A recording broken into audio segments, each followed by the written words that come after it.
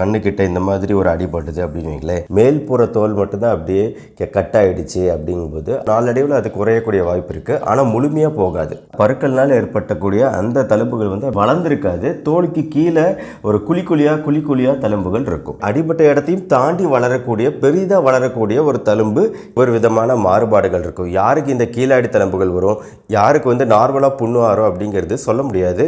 பரம்பரை காரணங்கள், ஜெனட்டிக் காரணங்கள், அடிபட்ட இடம் என்று, அந்த அடிபட்ட தோலோட ஆழம் எவ்வளவு போன்ற பல்வேறு விஷயங்கள் இருக்குது. எல்லாருக்கும் வணக்கம். நான் டாக்டர் கார்த்திகேயன்.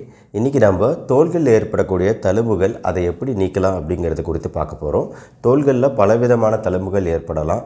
எப்படி அந்த தழும்புகள் ஏற்படுது அப்படிங்கிறத பொறுத்து ட்ரீட்மெண்ட் வேறுபடும். இப்போது நம்ம தோலோட மேல் பகுதி, அதாவது கண்ணுக்கிட்ட இந்த மாதிரி ஒரு அடிபட்டுது அப்படின்னு வைங்களேன், மேல்புற தோல் மட்டும்தான் அப்படியே கட் ஆகிடுச்சு அப்படிங்கும்போது அந்த தோல் ஆறும்போது கொஞ்சோண்டு வடுதான் இருக்கும். நாளடைவில் அது குறையக்கூடிய வாய்ப்பு இருக்குது. ஆனால் முழுமையாக போகாது. ஆனால் இன்னொரு விதமான தோல் வடு இருக்குது பாருங்கள், இதுதான் முக்கியம். இது வந்து ஹைப்பர்ட்ராஃபிக் ஸ்கார் அப்படின்னு நம்ம சொல்கிறோம். அதாவது ஹைப்பர்ட்ராஃபிக் இந்த ஸ்கார், இந்த தழும்பை பாருங்களேன், இந்த தழும்பு வந்து அப்படியே தடிச்சிருக்கு, அப்படியே லைட்டாக தடிமனாக இருக்குது. அதே சமயம் அடிபட்ட இடத்த தாண்டி இந்த தழும்பு வளரலை. இது ஒரு முக்கியமான பாயிண்ட்டு. இந்த மாதிரி தழும்புகள் எப்போ வரும் அப்படின்னு கேட்டிங்கன்னா, அவங்க கட்டு வந்து ரொம்ப ஆழமாக கட்டாயிருக்குது, அந்த இடத்துல தோல் கட்டாயிருக்கு அப்படின்னா தான் இந்த மாதிரி வரும். இன்னொன்று சர்ஜரி, நம்ம அறுவை சிகிச்சை செஞ்சு அதுக்கப்புறம் அந்த தோலை க்ளோஸ் பண்ணுறாங்க அப்படிங்கும்போது தான் இந்த மாதிரி ஹைப்பர்ட்ராஃபிக் ஸ்கார் அப்படின்னு சொல்லக்கூடிய தழும்புகள் தோலை விட்டு கொஞ்சம் மேலே வந்தாப்புல இருக்கிறது ஹைப்பர்ட்ராஃபிக். இதுக்கு வேறு விதமான ட்ரீட்மெண்ட்டு. அடுத்தது பேர்ன் ஸ்கார், அதாவது தீப்புண்கள் ஏற்படும் போது ஸோ அந்த தழும்புகளும் வந்து இந்த மாதிரி இருக்கும். ஸோ இந்த தீப்புண்களுக்கான ட்ரீட்மெண்ட்டும் வேறு. இதுவுமே வந்து கண்டிப்பாக நம்மளுக்கு ஃபுல்லாக முழுமையாக மறையாது அப்படிங்கிறத ஞாபகம் வச்சுக்கணும். அப்புறம் இன்னொரு விதமான தழும்பு இருக்குது. இது வந்து நம்ம முகத்தில் ஏற்படக்கூடிய அக்னி, அதாவது பிம்பிள், பருக்கள்னால முகத்தில் தழும்புகள் ஏற்படும் இல்லையா. இந்த தழும்புகள் வந்து நம்ம அந்த பருக்கள்னால் ஏற்பட்டக்கூடிய அந்த தழும்புகள் வந்து அப்படியே இது மாதிரி வளர்ந்துருக்காது. தோலுக்கு கீழே ஒரு குழியாக தழும்புகள் இருக்கும். ஸோ இது வந்து அக்னி பிம்பிள் ஸ்கார், பருக்கள் ஏற்படுத்திய தழும்புகள். அப்புறம் சர்ஜரி பண்ணியிருக்கிறாங்க, சிசேரியன் செக்ஷன் பண்ணியிருக்கிறாங்க அப்படின்னா அதற்குரிய தழும்புகள். இதுவுமே வந்து சர்ஜரி பண்ணதுனால ஏற்பட்ட தழும்புகள் தான். இது இல்லாமல் இன்னொரு மிக முக்கியமான தழும்பு இருக்குது. அதுதான் நம்ம ஞாபகம் வச்சுக்க வேண்டிய கொஞ்சம் ட்ரீட் பண்ண கஷ்டமான தழும்பு அப்படின்னா அது கண்டிப்பாக இந்த கீழாய்டு தழும்புகள் தான். ஸோ இந்த கீழாய்டு தழும்புகளை நீங்கள் பார்த்தாலே தெரியும்.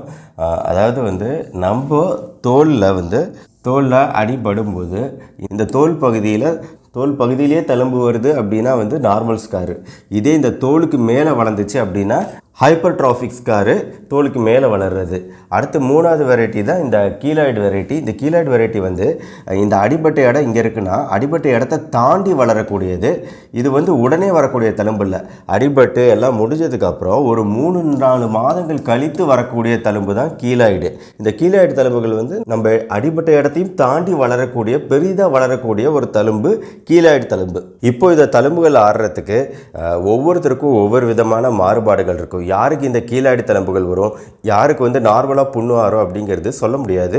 ஏன்னா இது பரம்பரை சம்பந்தப்பட்ட ஒரு விஷயம். உங்களோட வயசு என்ன, நீங்கள் ஆணா பெண்ணா, ஜெனட்டிக் காரணங்கள், அடிபட்ட இடம் என்று, அந்த அடிபட்ட தோலோட ஆழம் எவ்வளவு போன்ற பல்வேறு விஷயங்கள் இருக்குது. உங்கள் தோலில் அடிபட்டு அது ஆறும்போது ஏற்படக்கூடிய தழும்பு அது மறையறதுக்கு பல்வேறு காரணங்கள் இருக்குது. ஸோ ஒவ்வொருத்தருக்கும் ஒவ்வொரு விதமான மாறுபாடு இருக்கிறதுனால நாம் வந்து இதுக்குரிய பொதுவான மருத்துவம் என்ன அப்படிங்கிறத இப்போ பார்ப்போம். ஒன்றுன்னா பார்ப்போம். ஃபஸ்ட்டு விஷயம், வீட்லேயே வந்து நம்ம ஏதாவது பண்ண முடியுமா அப்படின்னு கேட்டிங்கன்னா, இந்த தழும்புகள் பொறுத்த வரைக்கும் நம்ம பெருசாக ஒன்றும் பண்ணிட முடியாது. ஆனால் மெடிக்கலில் கிடைக்கக்கூடிய ஒரு விஷயம் வந்து சிலிக்கான் ஜெல் ஷீட் அப்படிங்கிறது இன்றைக்கி அமெரிக்கன் டெர்மட்டாலஜி அசோசியேஷனால் அப்ரூவ் பண்ணப்பட்ட ஒரே ஒரு ஓடிபி, அதாவது நீங்களாக வாங்கி யூஸ் பண்ணக்கூடியது. இதுவுமே ஃபஸ்ட் வாட்டி யூஸ் பண்ணும்போது கண்டிப்பாக ஸ்கின் டாக்டரோட ஹெல்ப்போட எப்படி அதை அப்ளை பண்ணுறது அப்படின்னு தெரிஞ்சுக்கிட்டு அதை அப்ளை பண்ணணும். ஸோ இதுதான் அந்த சிலிக்கான் ஜெல் ஷீட்டு. இந்த சிலிக்கான் ஜெல் ஷீட்டு ஒரு வாட்டி 2 வாட்டி அப்ளை பண்ணால அவ்வளோ சீக்கிரம் தழும்புகள் மறையாது. இது ஒரு 3 மாதமாவது தொடர்ந்து யூஸ் பண்ணக்கூடிய ஒரு தேவை இருக்குது அப்படிங்கிறது தான் இதில் இருக்கக்கூடிய பிரச்சனை. செலவு ஜாஸ்தியாகலாம். ஆனால் இதை விளம்பரப்படுத்தக்கூடிய விளம்பர கம்பெனிகள் இது வந்து பயங்கரமாக தான் விளம்பரப்படுத்துகிறாங்க. இந்த அளவுக்கு தழும்புகள் இருக்கக்கூடியது மறையுது அப்படிங்கிற மாதிரி சொல்கிறாங்க. பட் இது ஒருத்தருக்கு ஒருத்தர் வேறுபடும். எல்லாருக்கும் ஒர்க் ஆகும் அப்படின்னு சொல்ல முடியாது. காஸ்ட்லியும் கூட.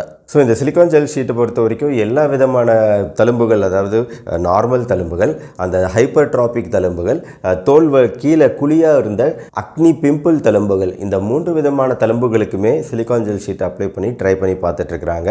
பட் எல்லாருக்கும் கேட்குன்னு சொல்ல முடியாது. அடுத்த ட்ரீட்மெண்ட்டு ஸ்கின் கெமோஃப்ளேஜ் அப்படிங்கிறது. இதுலேயுமே பாருங்கள், இந்த தழும்பு இருக்குது, இந்த தழும்பு காணாமல் போயிடுச்சு அப்படின்னா, அதே மாதிரி மூக்கில் பாருங்கள் தழும்புகள் இருக்குது, இங்கே அந்த தழும்புகள் தெரியலை.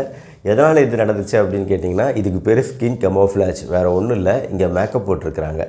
மேக்கப், அதாவது நம்ம தழும்புகளை மறைய வைக்கக்கூடிய, தெரியாமல் இருக்கக்கூடிய சில ட்ரீட்மெண்ட்டுகள் கூட இருக்குது. அதுதான் ஸ்கின் கெமோஃப்ளேஜ் அப்படின்னு சொல்லுவாங்க. ஆனால் இதுவுமே எப்படி அப்ளை பண்ணுங்கிறத நம்ம டாக்டர்கிட்ட தெரிஞ்சுக்கணும். இது வந்து ஸ்கின் கெமோஃப்ளேஜ் பொறுத்த வரைக்கும் ஒரு 2-3 நாள் இது தாங்கும். ஏன்னா இது ஒரு விதமான மேக்கப்பு. ஸோ அதுக்கப்புறம் அந்த 2-3 நாள் ஏதாவது ஃபங்க்ஷன் வருது அப்படின்னா நீங்கள் இந்த மெத்தடை யூஸ் பண்ணலாம். அந்த ஃபங்க்ஷன் முடிஞ்சதுக்கப்புறம் அந்த கெமோஃப்ளேஜை எடுத்துடலாம். எந்த சைடு எஃபெக்ட்டும் இல்லாத, எந்த பிரச்சனையும் இல்லாத ட்ரீட்மெண்ட்னா ஸ்கின் கெமோஃப்ளேஜ், தழும்புகள் மறையறதுக்கு. அடுத்து பருக்கள்னால் வரக்கூடிய குழியாக இருக்கக்கூடிய தழும்புகள்.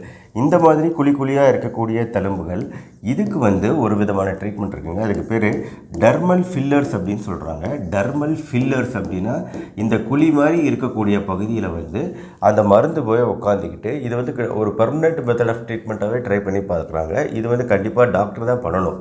டெர்மல் ஃபில்லர் ட்ரீட்மெண்ட் பண்ணும்போது ஆட்டோமேட்டிக்காக அந்த குழி பகுதி மறைந்து அந்த இடத்துல நார்மலாக தழும்பே இல்லாத மாதிரி தெரியும். அப்படிங்கிறது தான் இந்த டெர்மல் ஃபில்லர் யூஸ் பண்ணி பண்ணக்கூடிய ட்ரீட்மெண்ட்டு. ஸோ இது வரைக்கும் நான் சொன்னதெல்லாம் கொஞ்சம் சிம்பிளான விஷயங்கள். பட் பெரிய தழும்புகள் சுத்தமாக எதுக்குமே கேட்கல அப்படின்னு, ஆறாத தழும்புகள் இருக்குது, சிலிக்கான் ஜெல் போட்டுமே கேட்கல அப்படின்னு வரக்கூடிய இந்த கீழாய்டு தழும்புகள்லாம் இருக்குது பார்த்தீங்களா. ஸோ இதுதான் அந்த கீழாய்டு தழும்புகள். இந்த மாதிரி கீழாய்டு தழும்புகள்லாம் வரும்போது ட்ரீட்மெண்ட் வந்து கொஞ்சம் ஹெவியாக கொடுத்தா தான் பண்ண முடியும். ஒன்று வந்து சர்ஜரி, ஏற்கனவே வேறு ஏதோ காரணத்தால் வந்திருந்தாலும் சர்ஜரி, நம்ம அறுவை சிகிச்சை மூலமாக இந்த இடத்த சரி பண்ணலாம். இல்லைனா கிரையோதெரப்பி அப்படின்னு சொல்லிட்டு ஒரு சில்லுன்னு ஒரு விதமான ட்ரீட்மெண்ட். இது லிக்விட் நைட்ரஜன் சில்லுன்னு இதில் யூஸ் பண்ணுவாங்க. இந்த லிக்விட் நைட்ரஜன் இதில் செலுத்தி அதன் மூலமாக இந்த தடிமனான தோள்களை, கீழாய்டு தழும்புகளை மறைய வைக்க வாய்ப்பு இருக்குது. இந்த லேசர் தெரப்பி மூலமாக ட்ரீட்மெண்ட் பண்ணுறது. இன்னொன்று வந்து ஸ்டீராய்டு ட்ரீட்மெண்ட் இதுக்கு கொடுக்கலாம். ஸ்டீராய்டு ட்ரீட்மெண்ட் மூலமாகவும் ஓரளவு இது குறையக்கூடிய வாய்ப்பு இருக்குது. ஹைப்பர்ட்ராஃபிக் ஸ்கார்னஸ், அதுலேயும் வந்து தழும்புகள் வந்து தடிமனாக இருக்கும். அதுக்குமே வந்து இந்த மாதிரி மெத்தட் ஆஃப் ட்ரீட்மெண்ட்ஸு ட்ரை பண்ணி பார்க்கலாம். பட் என்ன ஒரு பிரச்சனைனா, இந்த மாதிரி பெரிய தழும்புகளில் வந்து நம்ம என்ன ஸ்டீராய்டு கொடுத்து சில சமயம் குறையலாம். அந்த ஸ்டீராய்டு இன்ஜெக்ஷனையே இந்த இடத்துல செலுத்தி குறைய வைக்கலாம். ஆனால் திருப்பி வந்துடும் அப்படிங்கிற ஒரு பாசிபிலிட்டி இருக்க தான் செய்யுது தோல் தழும்புகள் பொறுத்த வரைக்கும். கடைசியாக எல்லாமே வந்து டாக்டர் சார்ந்த மருத்துவமாக சொல்லிட்டீங்களே டாக்டர் இந்த வீடியோவில்னு கேட்டிங்கன்னா, ஒரே ஒரு விஷயந்தான் வந்து தழும்புகளுக்கு நம்ம யூஸ் பண்ணக்கூடிய விஷயம். அது வந்து ஆயில்கள். பல்வேறு விதமான ஆயில்கள் மார்க்கெட்டில் கிடைக்குது.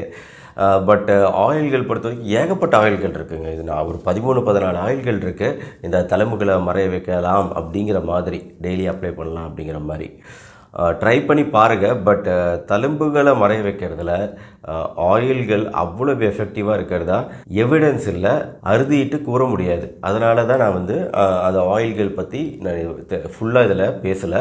சிம்பிளாக 2 ஆயில் மட்டும் சொல்கிறேன். ஒன்று வந்து தேங்காய் எண்ணெய். தேங்காய் எண்ணெயில் இருக்கக்கூடிய ப்ராப்பர்ட்டி டெய்லி அப்ளை பண்ணுறது அப்படிங்கிறது ஓரளவு அந்த புண்ணு ஆடுறதுக்கு, திரும்பி தழும்பு வராமல் தடுக்கிறதுக்கு ஓரளவு ஹெல்ப் பண்ணுது. ரெண்டாவது வந்து lavender oil, olive oil. So இந்த மாதிரி ஒரு 3 ஆயில்கள் மட்டும் சொல்கிறேன். இது இல்லாமல் நிறைய மார்க்கெட்டில் நிறைய ஆயில்கள் இருக்குது. பட் இது 3 ஞாபகம் வச்சுக்கோங்க. இது வேணால் ட்ரை பண்ணி பாருங்கள். பல ஆயின்மெண்ட்டுகளில் வைட்டமின் இ உள்ள ஆயின்மெண்ட்டுகள் இந்த தழும்புகளை மறைய வைக்க உதவுதுன்னு நிறைய வருது. ஆனால் வைட்டமின் இக்கு அந்த அளவுக்கு தழும்புகளை மறைய வைக்கக்கூடிய ப்ராப்பர்ட்டி இருக்கிறதா தெரியலை. இன்னொன்று வந்து சோற்றுக்கற்றாழை, தேன், இது 2க்குமே ட்ரை பண்ணி பார்த்துருக்குறாங்க. இதுலேயுமே வந்து ஆராய்ச்சி பூர்வமாக இது கேட்கும் அப்படின்னு சொல்ல முடியாது, தழும்பு மறையும் அப்படின்னு சொல்ல முடியாது. 5வது ஆப்பிள் சீடர் வினகர் அப்படின்னு இருக்கு. இந்த ஆப்பிள் சீடர் வினகர் வந்து லைட்டாக வந்து நம்ம, அதாவது புண்ணு ஆறக்கூடிய சமயத்தில் வந்து அந்த தழும்புகள் ஏற்படாமல் தடுக்கிறதுக்கு அந்த இடத்துல இரவில் வந்து அந்த சீடர் வினகரை வந்து லைட்டாக அப்ளை பண்ணிவிட்டு காலையில் வாஷ் பண்ணிவிட்டு இந்த மாதிரி கொஞ்ச நாள் ட்ரை பண்ணி பாருங்கள். மேபி லிட்டில் எவிடன்ஸ், கொஞ்சம் எவிடன்ஸ் இருக்குது தழும்புகள் வராமல் தடுக்கிறதுல. அப்புறம் எலுமிச்சை சாறு, உருளைக்கிழங்கு சாறு, இது 2மே ட்ரை பண்ணி சொல்லி நிறைய வீடியோக்கள் இருக்கும். பட் இதுவுமே கேட்கறது கிடையாதுங்கிறத புரிஞ்சுக்கோங்க. ஸோ தழும்புகள் பொறுத்த வரைக்கும் அவ்வளோ ஈஸி கிடையாது. வீட்டு மருத்துவம் மூலமாக இதை சரி பண்ணிடலாம் அப்படின்னு எதுவும் சொல்ல முடியாது. அதுவும் தீப்புண்கள்லாம் ஏற்படுது, முகம் பகுதியிலலாம் ஏற்படுது அப்படிங்கும்போது காஸ்மெட்டிக்காக வந்து பார்க்குறதுக்கு லுக்கை குறைக்கக்கூடியது இந்த தழும்புகள் அப்படிங்கிறதுனால நம்ம கண்ட விஷயங்களையும் ட்ரை பண்ணக்கூடாது. டாக்டரோட ஹெல்ப்பை நாடுறது இங்கே ரொம்ப ரொம்ப முக்கியம். மற்றபடி தோல் தழும்புகள் குறித்து வேறு என்ன டவுட் இருந்தாலும் எனக்கு கமெண்ட் செக்ஷனில் கேளுங்க. இதுவுமே வந்து ஒரு சப்ஸ்கிரைபர் கமெண்ட் செக்ஷனில் கேட்டதுனால இந்த டாபிக் எடுத்து பேசியிருக்கிறேன். அதே மாதிரி தோல் குறித்த வேறு என்ன டவுட் இருந்தாலும் கேளுங்க. அது ஒரு வீடியோவாக உருவாக்க நான் ட்ரை பண்ணுறேன். இந்த வீடியோ பிடிச்சிருந்துச்சுன்னா லைக் பண்ணுங்கள். நம்ம சேனல் டாக்டர் கார்த்திகேயன் மறக்காமல் சப்ஸ்கிரைப் பண்ணிவிட்டு அந்த பெல் ஐக்கான் கிளிக் பண்ணி வச்சுக்கோங்க. அடுத்தடுத்த வீடியோக்கள் பார்க்க மறுபடியும் அடுத்த வீடியோவில் மீட் பண்ணுவோம். நன்றி, வணக்கம்.